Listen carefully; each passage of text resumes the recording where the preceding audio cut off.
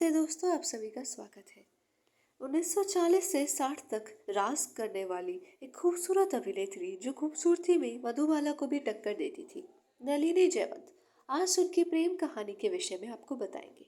Video को अंत तक देखिएगा। बॉलीवुड इंडस्ट्री में आज कई अभिनेता और अभिनेत्रियों का दबदबा है। यहाँ पर रोज नया चेहरा अपनी किस्मत आजमाने आता है।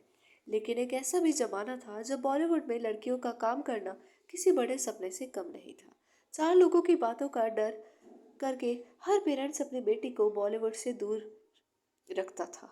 लेकिन इन सब बाधाओं के बीच साल 1940 में फिल्म इंडस्ट्री में एक ऐसी अभिनेत्री ने कदम रखा जिसने बतौर चाइल्ड आर्टिस्ट तो नाम कमाया ही, और फिर लीड एक्ट्रेस बनकर इसी अभिनेत्री ने अपनी खूबसूरती से लाखों लोगों को अपना दीवाना भी बना लिया था।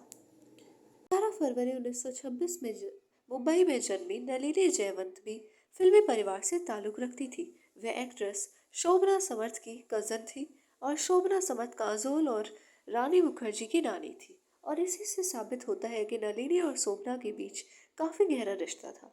नलिनी ने फिल्मी दुनिया में महज 14 साल की उम्र में कदम रख दिया था।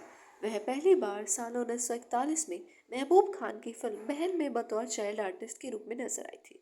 इसके बाद उन्होंने कई फिल्मों में काम किया। चाहता है कि इस फिल्म के बाद नलिनी के पास प्रोड्यूसर्स की लाइन लग गई थी। हर कोई उन्हें ही अपनी फिल्म में लेना चाहता था। और फिर नलिनी ने फिल्म समाधि और संग्राम जैसी दो फिल्मों में शानदार अभिनय कर बॉक्स ऑफिस के रिकॉर्ड तोड़ दिए थे।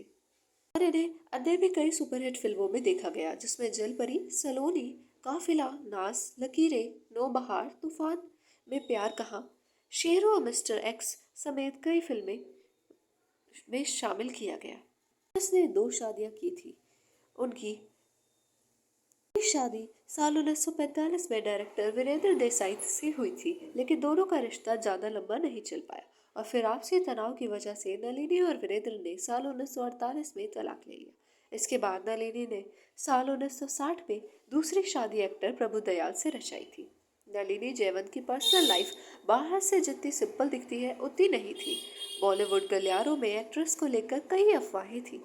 दावा किया जाता है कि एक्ट्रेस के अभिनेता दादा मोनी और अशोक कुमार के साथ भी गहरे रिश्ते थे, लेकिन ऐसा शायद नहीं था। ये बात तो फैंस अच्छी तरह जानते हैं कि नलिनी ने अपने करियर में अभिनेता अशोक कुमार के साथ कई सुपरहिट फिल्मों में काम किया, जिस वजह से फैंस भी इन दोनों को फिल्मों में एक साथ देखना काफी पसंद करते थे। बॉलीवुड में धमाल मचाने के बाद नलिनी ने अचानक ही साल 1960 में फिल्मी दुनिया को अलविदा कह दिया। कहा जाता है कि इसके बाद एक्ट्रेस ने अपना पूरा ध्यान अपनी पर्सनल लाइफ पर दिया था।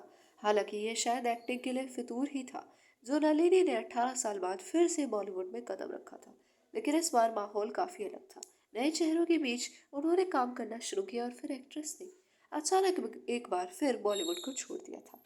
वह आखिरी बार साल 1983 में फिल्म नास्तिक में नजर आई थी। इस फिल्म में उन्होंने अभिनेता अमिताभ बच्चन की मां का किरदार निभाया था। इसके बाद वे कभी भी फिल्मी दुनिया में लौट कर नहीं आई थी।